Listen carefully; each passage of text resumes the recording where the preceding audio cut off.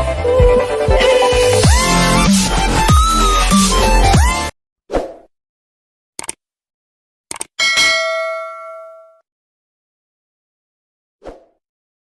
on from this bonus point, of the coherence, there I've added a few more variations to it, which I can tell you, I've not put them on the slide, but any of you who are interested, just think about it.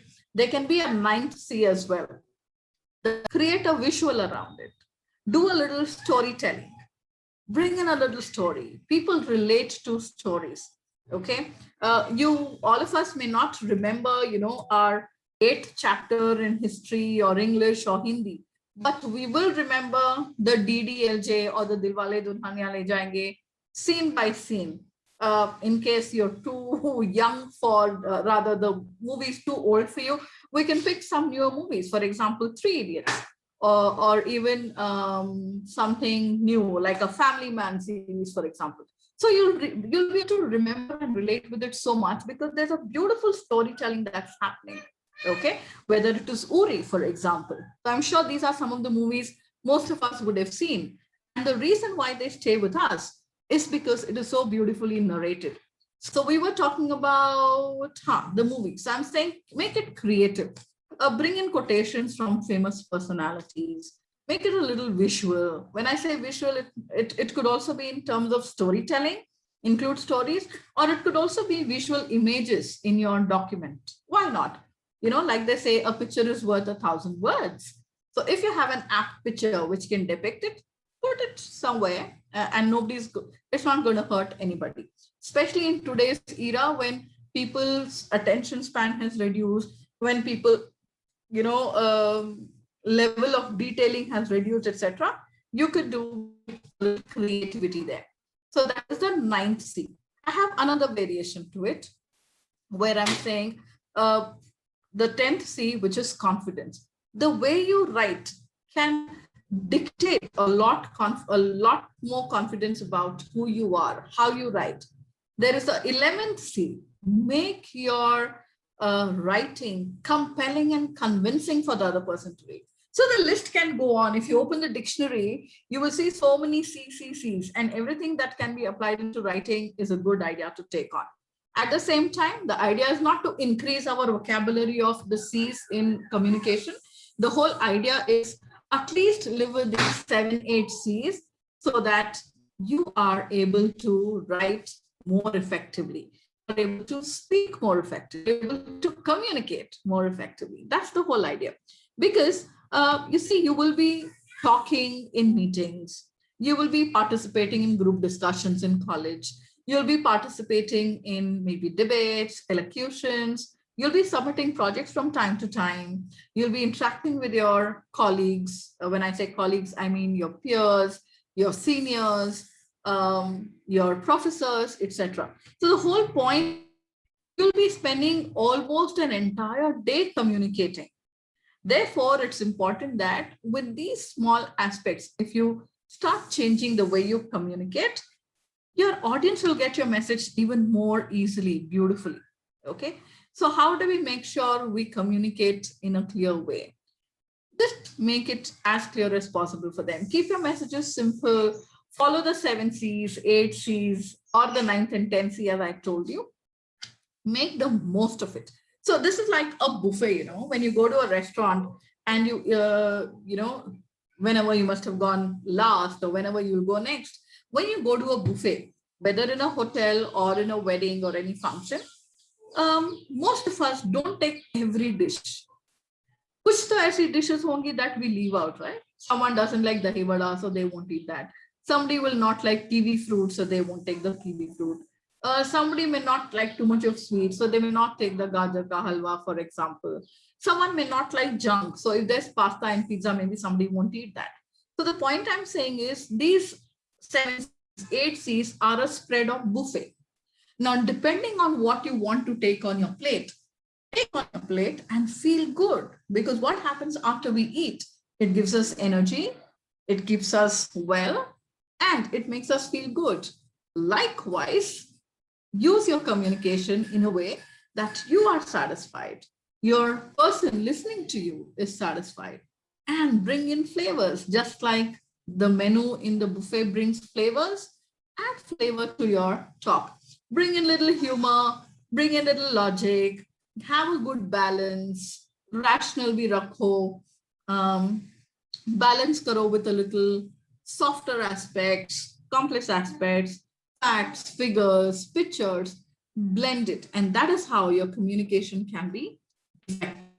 So remember, if you want to overcome all the barriers of communication, whether they are psychological, environmental, physical, whatever, and you want your communication to be more effective, remember the 7C's and the 8th one, which I told you, which is coherence. So how do you bring in clarity? Here's a recap for everyone. Okay. To bring in clarity, ensure your message is simple and it is organized. All right. How do you ensure that it is complete? Please double check that you have included all important information. Preciseness for you is get to the point. Use shorter sentences.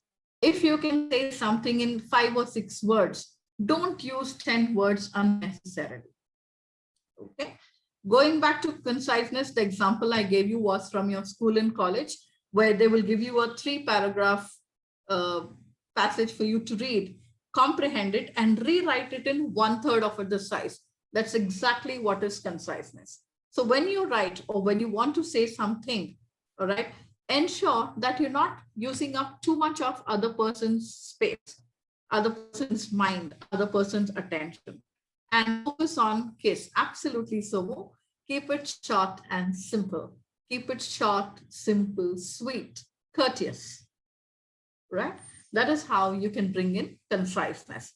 The 4th one is concreteness. Now, how do you ensure that your message is concrete?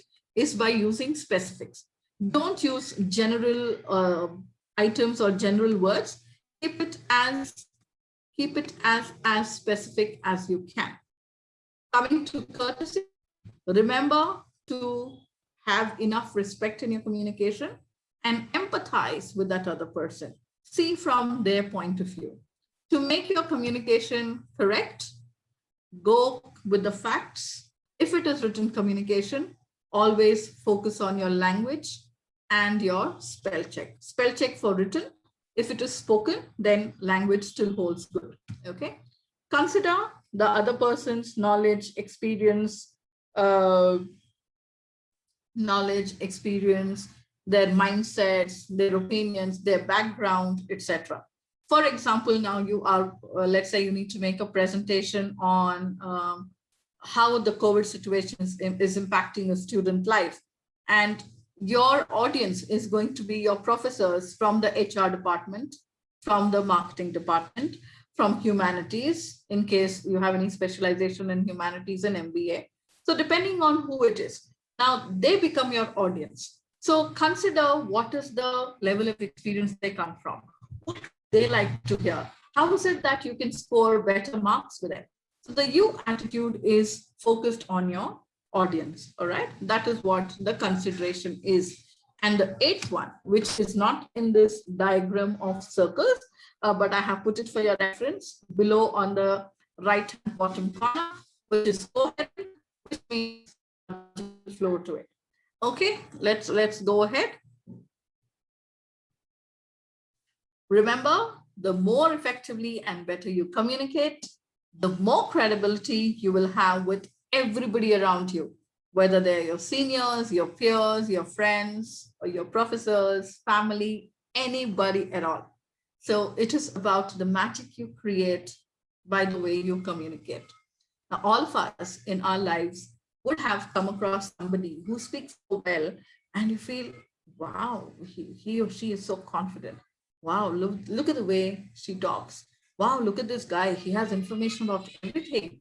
And look at this guy. He talks to elders also who are 60, 65 years. He also plays with kids who are 5 years old.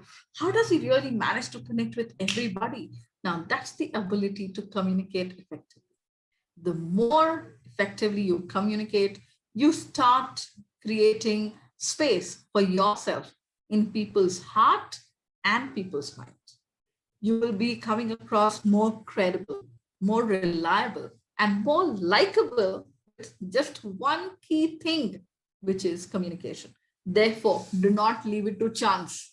Here is a big chance where you can create a difference about your own self, right? So how do we really get to the next step? The next step is to understand how this really happens. If you remember the Amit and Brad example I gave you, there's a thought. That thought then changes into something that he's written. Unfortunately, there's a barrier in that communication and it doesn't go down too well. So what is it that we need to do is to understand how the process really takes place. So it starts with what I think. When I say I am the sender in this example, so what I'm thinking. After what I think, what will I say? Or what will I write? What will I type, for example? And after that, it gets sent to the other person. Now, it is the other person who's what happens from that person's side is that, so just follow the arrow on the screen, okay? So this part where the arrow is, this one, what the sender thinks and what the sender says, these two are my responsibility. Here is what the receiver hears and responds, thinks and responds, receives and responds. Now this is other person's responsibility. At the same time, it is also my responsibility to ensure what I think and what I say are the same. And what I think and what I say should be understood exactly the same way I want the other person to hear, think, respond. Okay.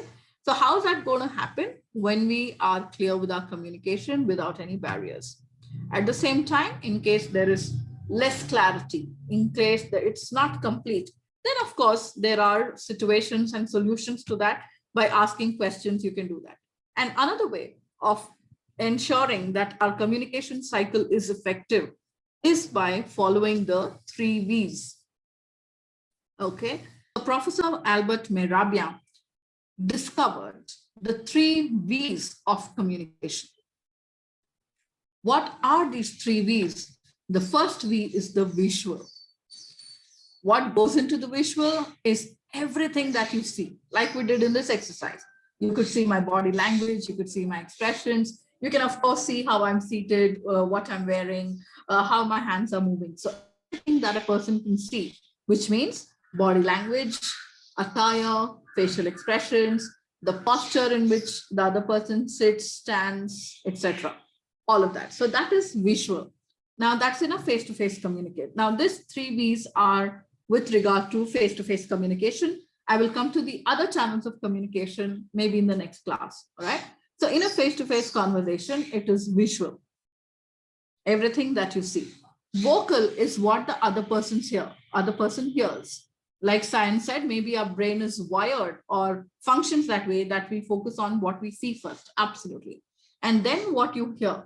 What do we hear? We hear the message. We hear the tone in which someone is saying. We hear the volume in which someone speaks. We also hear how someone is speaking softly, loudly. They speak really, really fast. That there are 3 V's of communication. There's visual, vocal, verbal, and each of it has a really contemporary use on communication. The pace.